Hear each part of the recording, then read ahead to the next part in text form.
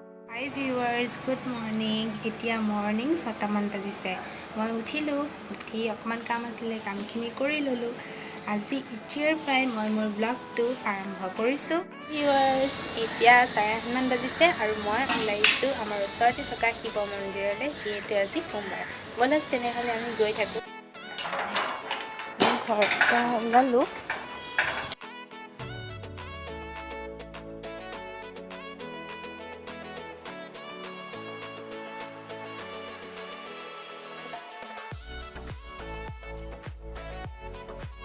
গৈ আছোঁ, এতিয়া মন্দিৰ পামেই আৰু।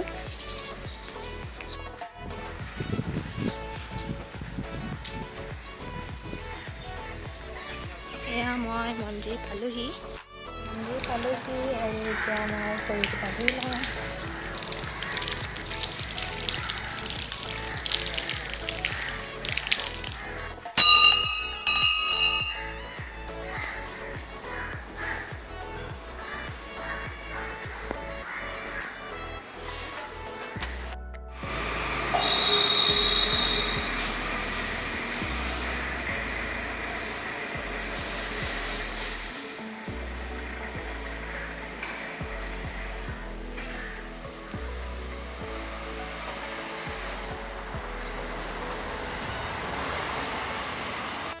মন্দিৰৰ পৰা ওলালোঁ, মই ঘৰলৈ গৈ আছোঁ।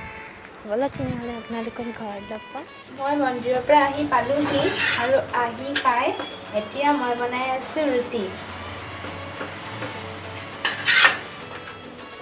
ঠিক আছে, মই তেনেহ'লে এতিয়া বনাই লওঁ।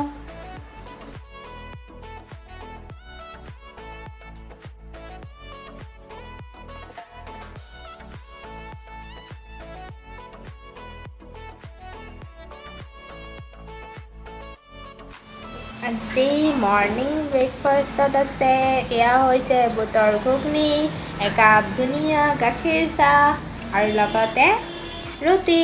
ঠিক আছে তেনেহ'লে মই এতিয়া খাই গৈ আছোঁ পাণবজাৰলৈ, আৰু আজি মোৰ লগত আছে আৰু এজনী বান্ধৱী। হাই, একেবাৰে দুইজনী গৈ আছোঁ এতিয়া আমি। ব'লক। এতিয়া উঠিলোঁ বাছত, গৈছোঁ।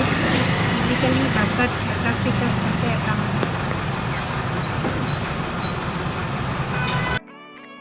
ইমান বেছি জাম নহয়, অশান্তি লাগি গৈছে, ইমান গৰম তাতে। ছুপাৰ মাৰ্কেটত যিখন ব্ৰিজ বনাই আছে তাৰ বাবে ইমানেই জাম হয় এতিয়া, মানে ইমান অশান্তি লাগি গৈছে দেখি দেখি। কেতিয়া যে এইখিনি জামখিনি শেষ হ'ব আৰু। ফাইনেলি কামখিনি কৰা হৈ গ'ল বাৰু, কিন্তু ইমান বেছি মানে ভাগৰ লাগিছে। বহুত টাইম লাগিলে, 12টাতে আহি পালোঁ আৰু এতিয়া 3টা বাজি গ'ল। ইমান টাইম লাগিলে আৰু বতৰটো একেবাৰে বৰষুণেই দিব চাগে, একে অৱস্থা বেয়া কৰি আহিছে মানে বতৰটো। গতিকে এতিয়া মই আৰু ভিডিঅ' কৰি নাথাকিলোঁ, আহি পৰা ভিডিঅ' নকৰিলোঁ। গতিকে ব'লক এতিয়া আৰু আমি গৈ থাকোঁ, কি হয়।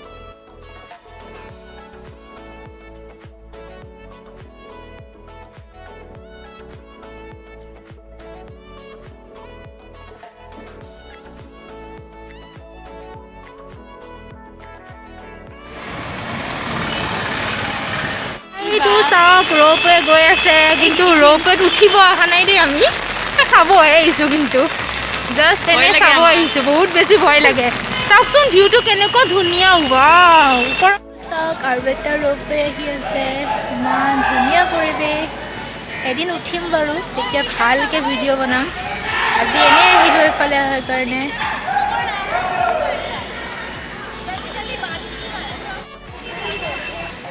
এতিয়া বাজিছে 4:15 আৰু আমি গৈ আছোঁ ঘৰলৈ। এতিয়া খুব বৰষুণ দি আছে।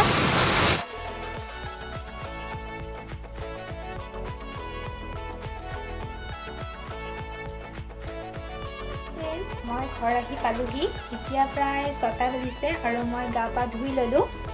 আজিৰ ব্লগটো মই ইমানতে সামৰণি মাৰিছোঁ। আপোনালোকে যদি আজিৰ ব্লগটো চাই ভাল পালে তেনেহ'লে লাইক, কমেণ্ট, শ্বেয়াৰ আৰু ছাবস্ক্ৰাইব কৰিবলৈ নাপাহৰিব। আৰু ইয়াৰ পাছতে আচলতে ভিডিঅ'টোৰ পিছত এইখিনিৰ পিছতে মই এটা DIY কৰিছিলোঁ পেলনীয়া বটলৰ, সেই ভিডিঅ'টো মই ইয়াত এড কৰি দিম। আপোনালোকে চাব আৰু চাই কেনে পালে মোক কমেণ্টত জনাবলৈ নাপাহৰিব।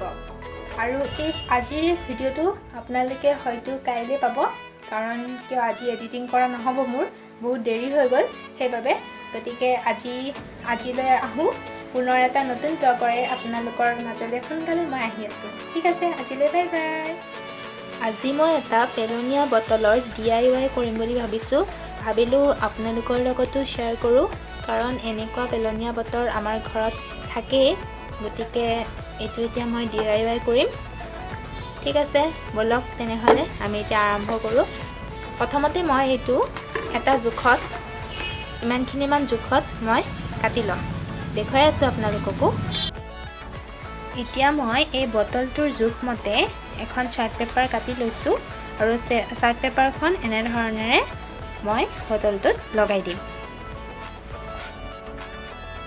এতিয়া বটলটোৰ ওপৰত মই এনেকুৱাডাল ইয়াতে লেছ লগাই দিছোঁ এতিয়া বাকিখিনি কৰি ল'ম এতিয়া মই কেইখনমান চাৰ্ট পেপাৰ এইদৰে কাটি লৈছোঁ এইটো আপোনালোকে নিজৰ বটলটো যিটো বটল ল'ব এই বটলটোৰ সাইজ মানে জোখমতে আপোনালোকে লৈ ল'ব মই এতিয়া এইকেইটা জোখমতে কাটি লৈছোঁ তাৰ পাছত এইদৰে এইটো মোৰ আৰু এইটো মোৰ এইদৰে ভাঁজ কৰি দিব তাৰ পাছত ইয়াত অকমান আঠা লগাই দিব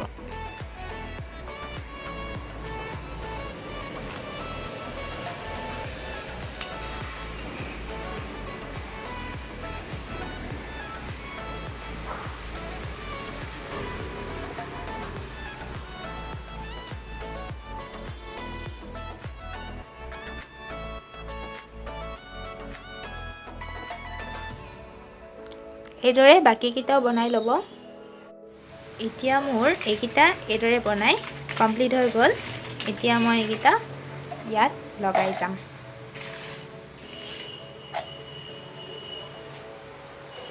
এইদৰে লগাই যাম মই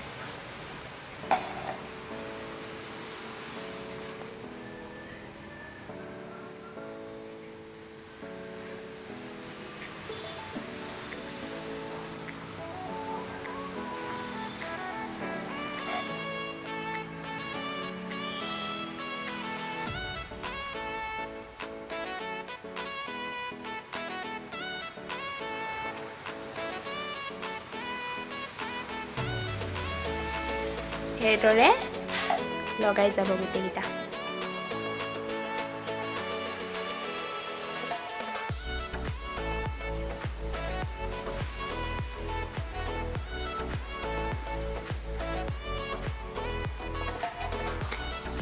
ফাক নাৰাখিব একেবাৰে ওচৰা-ওচৰিকৈ এইদৰে লগাই যাব তেতিয়া বেছি দেখিবলৈ ধুনীয়া হৈ পৰে ফাক ৰাখিবও পাৰে ইচ্ছা কৰিলে কিন্তু এনেকে ফাক নৰখাকে লগালেহে বেছি ধুনীয়া দেখে এইদৰে গোটেইবিলাক লগাই গৈ থাকিব